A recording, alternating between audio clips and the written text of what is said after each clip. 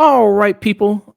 So our first and only review of the day is going to be for the film Tron Legacy. Tron Legacy, which is a movie that came out 15 years ago, 2010. This was a sequel to the very first Tron film, which came out in 1982. Why are we doing a review for this? Well, there is a new Tron movie that is in right now, and it's called Tron Ares. And this ended up winning the poll there on twitter.com. The afternoon tune, just type the name, be able to find us there. And you can vote on numerous of different polls there. And this one is between Tron Legacy and the original Tron. Tron Legacy went out. But yeah, Tron Ares is out right now. I saw it yesterday. I'm doing a review for it later today. And yeah, it's I'll let you know my thoughts on it later on there, and people see that review of it. Did you get a chance to see it, Neil, yet? I did not get a chance to see this yet. This may be a wait for Disney Plus movie though for me. Okay, yeah. Um, and yeah, so that's out right now for people. And a lot of people seem I'm not gonna spoil my review, but some other reviews people might have seen is that it's good looking movie. Soundtrack is really good. But that story is lacking hard. That story is lacking hard. And rewatching Tron Legacy, which I have not seen in years. I have not seen this movie probably since it first came out. And I've seen the original Tron way back as well. Did you see the original Tron? I have never seen the original Tron. Truth be told, Legacy is the only Tron movie or Tron anything I've ever seen. Wow. Okay. Interesting. So it'd be interesting to get your thoughts and perspective on this. But yeah, I've seen the original Tron way back. It's been a minute since I've seen it. I didn't have time to watch the original one in addition to this one. And Dust was telling me about an animated series that Tron had. I didn't know it had an animated series. And people were telling me that that was actually pretty good. It's called Tron Uprising, which was on the Disney. I think it was on either Disney or yeah, something like that. So that was on that. So I heard that was actually pretty good. It was actually a pretty good story. But what's happening in this Tron Legacy? Well, you got Garrett Hedlund here, who back at this time, it seemed like Hollywood was trying to push Garrett Hedlund a lot. Like he was in some kind of a lot of high profile stuff there. And he was also in the running to be Captain America at around this time, Garrett Hedlund was. And in this, so he's the son of I'll make sure I get it right here. Kevin Flynn, and you have Garrett Hedlund, who's Sam Flynn. And we see in this story that opens up with a whole kind of early opening montage there of seeing all these different reporters talk about how Kevin Flynn, who's Jeff Bridges' character, disappeared. All of a sudden, he just went off to the night there, disappeared. Nobody's seen him since. And people have always wondered what happened to him until there's a message that Bruce Boxlighter, his character, Alan Bradley, who is he's the Tron character there. He gets a message on his pager there from Jeff Bridges' character, possibly there. And he's like, hey, I got this old message from the old place that we used to work. Maybe he's still there. Maybe something's happened there. And when Garrett Hedlund goes to investigate, he ends up dipping back into the Tron world, the grid, as they call it there. And we see that Jeff Bridges' character also in between the each film there, he has this company that he's rose to prominence before he left there. Now it's run by a new person.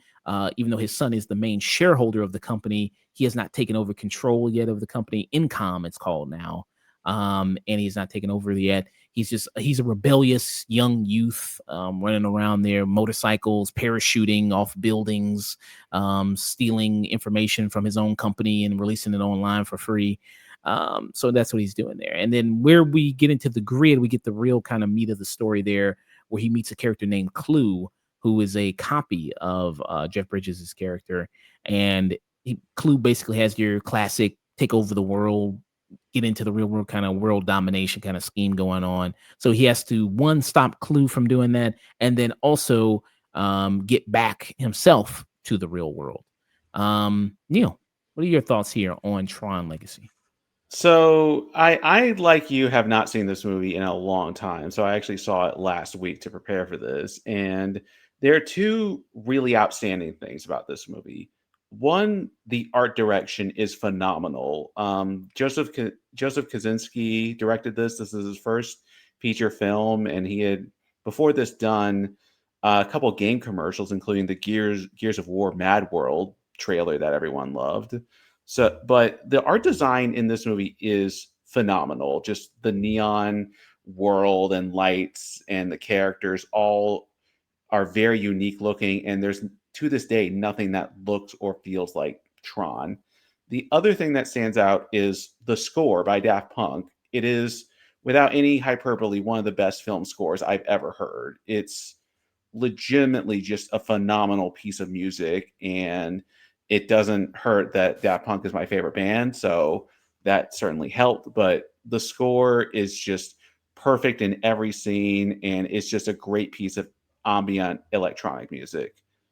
And then Unfortunately, unfortunately, the story of this movie just really falls flat for me, and all the aesthetic, all the great aesthetics of it can't really save a story or characters that I just frankly don't care about. and Daft Punk makes a guest appearance in this. They have a cameo in this as well as adding to the soundtrack. Yeah, uh, it's kind of how I feel about Tron in general, where, even I felt this way about watching the first Tron movie. And the first Tron movie was revolutionary for the time, given the visual effects for it. It's funny that we were just talking about AI just a minute ago there. About how that's super controversial now today. And the reason Tron didn't get nominated for an Academy Award was because of it, thought the use of computer generated effects there was kind of cheating. So they didn't nominate it for best visual effects at the time. They didn't do that. But yeah, I mean, legendary for its time. But I never really got the whole big kind of obsession with Tron. I was just like, yeah, it's fun. And I think there was some good video games of it afterwards. That's about it with it. And with this movie, kind of similar thing. I mean, it's pretty looking movie. When he goes into the grid, that looks really cool. When they do these arcade type coliseum fights there, where you see people do these battles, that looks good. But everything else, like character wise, like I don't really care about Garrett Hedlund's character. I think Clue is a very weak villain. Olivia Wilde, her character there, not much any better. And the whole kind of story itself is really not that interesting and not really into it. But great music and looks pretty. I mean, there you go. Yeah, I mean, it borrows a lot of ideas from very popular science fiction stuff, like stuff from Isaac Asimov and even Blade Runner to a certain extent when you find out what the real story is. But I think the main problem I had, the reason I couldn't connect anything is that I never felt this world was real. It just feels so sterile and cold and emotionless most of the time, just because you never really see the characters in the grid having lives under the Clue regime or anything like that, or see how that plays out. You just kind of are whisked away into this world, and you're thrown into the Coliseum fight, and then you have a big old plot, a plot synopsis shoved in your face, but it just it never really takes the time to like explain or explore this world, and it just never it felt very it felt very distant to me the entire time. Yeah, because when you go here into this world, when he gets sucked into it, it seems like these people in this world, or programs as they're called, they kind of do two things: either they fight in a coliseum, or they're at a gay club with Michael Sheen's character and they're partying there. It seems like that's kind of like the two main activities they do there. Like you don't really get a sense of maybe daily life. You see that there's like a resistance group that's trying to fight back against Clue and what he's doing, but they kind of get wiped out pretty quick. There's that, but yeah, I mean, there's just it not much of a world building there as far as exciting there. And then you mentioned it was directed by Joseph Kosinski, who people might know. He did incredibly well with Top Gun Maverick, which was one of the most successful movies of the year it came out. He basically, I guess, can now write his ticket in Hollywood forever from after writing off Top Gun Maverick. And then he also did recently a movie that came out this year, F1, the movie, which also did extremely well. I think that movie grossed over like 600 something million dollars. I think so. It did super well. You gonna say something? Because I think Joseph Kosinski has gotten much better as a director since this movie. I just think part of it is the scripts for Top Gun Maverick and F1 were better, are like more fully realized in this movie. But he has gotten much better as a director as time has gone on. Yeah. And the thing about those movies, I mean, those movies aren't super deep either. Top Gun Maverick or F1, like they're very formulaic in a sense too. But the spectacle is also really big with those type of things. And I think also the performance with the actors elevates the material. Like Tom Cruise elevates the material with Top Gun Maverick, and all the actors in that movie do. And then also with F1, same thing with Damien Idris and then Brad Pitt. They elevate the material, getting so real expert veteran actors. And I don't think the same is done here with Tron Legacy, because I don't think there's really much with these characters because they're kind of one note, a lot of them. Garrett Hedlund, like I said, he's as Sam Flynn. He kind of has one mode where he's rebellious youth. He's a guy that's still mad that his dad is gone, and he's riding a motorcycle, and he's parachuting there. He does extreme activities and all this other type of stuff. I was like, okay. I mean, I didn't really connect much with him. I mean, could you connect with anybody in the movie at all on any level? Not really, no. I mean, the closest you come to is when Jeff Bridges returns as Kevin Flynn, specifically because there's some personal touches that that Jeff Bridges does for that character that makes him stand out a bit more, even if it is a bit contradictory in the world. Like he's still saying, far out dude kind of hippie stuff, but he's the only one. He's the only one that seems to have much of a personality. And I guess like you could say Michael Sheen as basically playing Ziggy Stardust as a bar owner, but everyone else is, like you said, just kind of playing stock archetypes and not really. I don't know if it's the direction or the actors, but they're not really elevating them to anything interesting. Mm. And even Olivia Wilde, she's kind of playing, like you mentioned, sci-fi tropes. I mean, a lot of her stuff is kind of like, uh, baby kind of, machine kind of learning life, and is so fascinated by life there and kind of learn to grow, like something maybe like you'll see in like Ex Machina or something like that. Even Blade Runner had a little bit of that kind of going, Blade Runner 2049, like that kind of sci-fi trope of that. And eager to learn of the outside world and kind of what's going on there. But yeah, you're right. I mean, Jeff Bridges, he kind of, his character disappeared in the 80s, so he's still kind of stuck in that mode, I guess, of like, still saying man after everything. It's like, that was crazy, man. You know what I mean? Like he's still in that dude type of mode there. With it doesn't make, I guess, total sense as well there that he's still talking like that. Like maybe, I guess, depends on how you see it.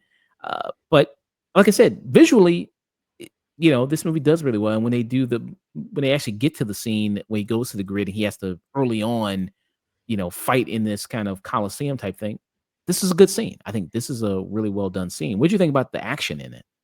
I think the action is pretty good. Despite me not caring about the actual story, it is shot incredibly well, and there are some legitimately good action scenes. Like this light cycle scene, I thought was pretty cool. How they are like zigzagging all over the place and trying to avoid the tails of the light cycle.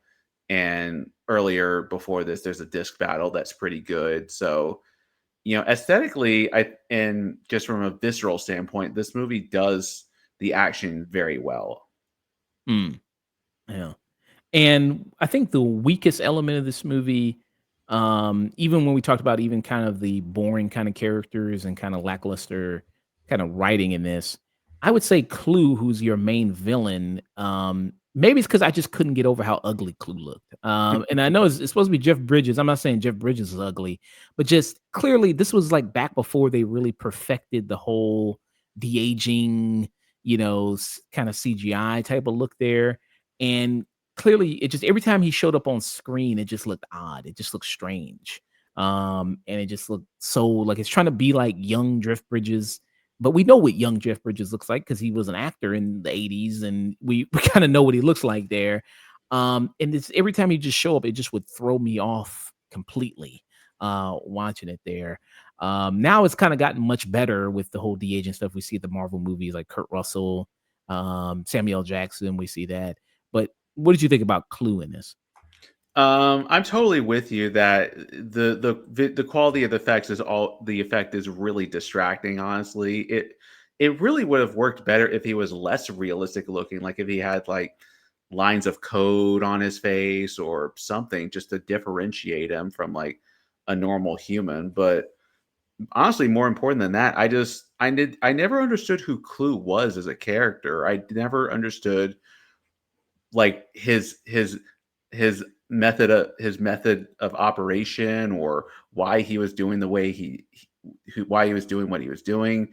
They explain a little bit of it because part of the plot of this movie is that there's a glitch in the program as he sees it, and he wants to delete the what he sees as a glitch. But we never really spend enough time to have him be either a sympathetic character or an interesting one. A lot of characters like this have very simple motivations, but they are allowed to give performances that make them interesting. And it's kind of the worst of both worlds with Clue, unfortunately. Yeah. And some of his motivation, so you see they give backstory in this, a lot of exposition, boring exposition, but Jeff Bridges, as Kevin Flynn explains, that when he came to this world, he designed Clue to help him build this perfect kind of utopia in this grid. And then he gave Clue, much like, again, that's another sci-fi trope. The sci-fi thing of giving a machine a directive, and then they take the directive to the utmost serious degree. It's like, I want you to protect all of humanity. It's like, okay, great. Okay, the only way to protect all of humanity is I got to genocide at least half of them, and then that's when I can protect all of humanity. I'll just do that. So Clue, like, that's his thing, is that he gave him this directive of creating this perfect world. That's your kind of mission there. And now he's on a warpath to fix, like I said, this glitch in the system and to make it this perfect place with no type of errors there. This is his introduction sequence that we see, where you actually get to see him with the mask off there and get to see everything there. But Dad. Sam. Look at you, man. Look at the size of you. he also talks the same time. How did you Right. get in here? I got your message. Oh. So it's just you? Yeah. Just you. Wow. Isn't this something? You look the same. Oh, lots happened, Sam. More than you can imagine. This. And not very expressive, the face at all.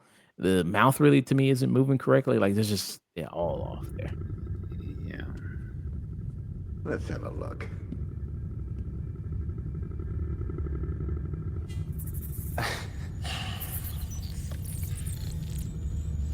Yeah. Costume design also looks pretty. I think the costume design looks pretty good. Or the more updated versions of the costumes, I think, look pretty good there. Yeah, I'm totally with you that the just whenever Clue talks, it just looks very strange and unnatural. But but then again, like you said, the aesthetics of this movie are very cool. I mean, the costumes are interesting. There's to this day still, it's Tron is a very uniquely designed world, if nothing else, and it's always interesting from a visual standpoint. Mm, yeah. And the only person that's given sort of kind of more of an emotional is, like you said, Michael Sheen, who's in this, who's, like you said, a Ziggy Stardust as a club owner there. And he's on a totally, it feels like he's in a completely different movie than everybody else, really, in this. But yeah, I mean, that's kind of it really isn't really much to say about it for this movie. I feel like it's just like you're just gonna repeat the same points over and over again. It's like, yeah, it looks good, and the music is good, and some of the action is good there, but that's really about it. And a lot of with these Tron movies, it's like, it fails to crack kind of the main thing of, like, that's all nice to have, the good music and good action, but at least you got to get the main thing right, which is the story. If you got a shit story, like, really all that stuff really doesn't matter so much. Hmm. All that other things kind of going on. Um, and I'd be interested to hear your thoughts on Tron Ares now that if you've seen this, and to see if you see any similarities. Because I saw, like, watching this and then watching Tron Ares, I was like, oh, I see a lot of similarities between these two things, both in good ways and both in bad ways. With that, Oh boy, oh boy. uh, you know. But yeah, what would be your final thoughts on this? My final thoughts are this is a movie that is all aesthetics but no substance. It's a phenomenally designed world, and just the techno dystopia vision of this world is always really interesting and visually striking, but there's no heart to this movie. It's a movie where the characters just feel extremely flat, and there's just not enough being done to elevate the material further than what is just on screen. I'll listen to the soundtrack, constantly for sure because it's Daft Punk, but I have no desire to ever see this movie again. Or frankly, any Tron movie, to be quite honest. Yeah, this is just a really pretty disappointment of a movie, and I would honestly say tune out. I don't think this is Mm. really worth. When there are so many better sci-fi movies than this. Like even the Avatar movies are better than this, and people rag on those all the time, but they are better than this. So yeah, tune this out. Find better sci-fi that is actually engaging from an emotional perspective. Mm. Give it a 2 now. Okay. And this movie, it did pretty well at the box office. It had a budget of 170 million. It made a box office of 409.9 million dollars. So it did okay there. This was nominated for at the Academy Awards, the 83rd Academy Awards. It was nominated for Best Sound Editing. So it was nominated for that. And then let me actually see what won in that category. There. Uh, you want to take a guess what won? It's not Sound Grease. edit. Okay. Sound editing. This came out in 2010, right? Yeah. Okay. Avatar was the year beforehand. Would it have been Age of Ultron? It wasn't Age of Ultron though. 2010 blockbusters. It was a Nolan movie. Inception. Yep, it was Inception there. So that one for best sound editing. And that movie had nothing but the boom. That movie had nothing but the sound. Some people said like that. It might have won for it had one best sound editing and best sound mixing there. I'm legit shocked this wasn't nominated for best visual effects or best score, because if those are the two best things about Tron Legacy. Best let's see, best music here. That year it was The Social Network, 127 Hours, How to Train Your Dragon, Inception, and King's Speech. Wow. Were the choices there. Best visual effects that year, you had Inception, which won, Alice in Wonderland, Harry Potter and the Deathly Hallows Part 1, Hereafter, and Iron Man 2. Iron Man 2? Okay. I think Tron Legacy kind of got over. Wow. Yeah, I'm not going to pretend like I understand Academy Award nominations, but like that just seems so wrong. That just seems just wrong that this wasn't nominated for visual effects or score. Yeah. So yeah, you had that. Says here, I mean, this movie, I guess, became a little bit of a cult film, like the first one. So there are people who do kind of like this, a little bit like the first one there. You have that. Yeah, so I give it, like I said, because of the positive things I mentioned about it, I'm gonna give it a stream it. I think this is a great movie. I'd say like, well, you can't really do laundry in it because you want this visually, you want to be able to look at it, but maybe if you lower down the sound, and don't really hear too much of the dialogue, maybe that'd be a great experience there. Or maybe if you had a bar and this is like kind of like that movie, with Valerian of 1,000 Planets or something like that, where I saw that movie, I was like, this movie sucks, but this would be great with the sound off. And if you watched at a bar and you just went and like, man, what's that on TV? And you go like, man, but you never watch it, you never actually discover it. You just go like, you just keep going to that bar and watching it there, just play on the TV and go like, this is cool visually, but this story is ass, and I don't want to actually understand what the story is of it. That is an amazing comparison because that is very true. I mean, at least Valerian had the opening scene of Valerian is legitimately incredible, even though the rest of the movie is bad. But very good comparison. And hey, how's it going there, Lemmy Winks? Thanks, man. But yeah, so I just kind of give it a low stream it for me with Tron Legacy there. And it is available there. You can watch it on streaming if you have it, Disney Plus. And a lot of people cancel. I don't know, a lot of people resubscribe when Jimmy Kimmel came back, but people can watch it there on that streaming service. Yeah, so that was our thoughts there. Tron Legacy. You give it a tune out, Tune out, yeah. and I give it a low stream it there. So you got Yeah. that.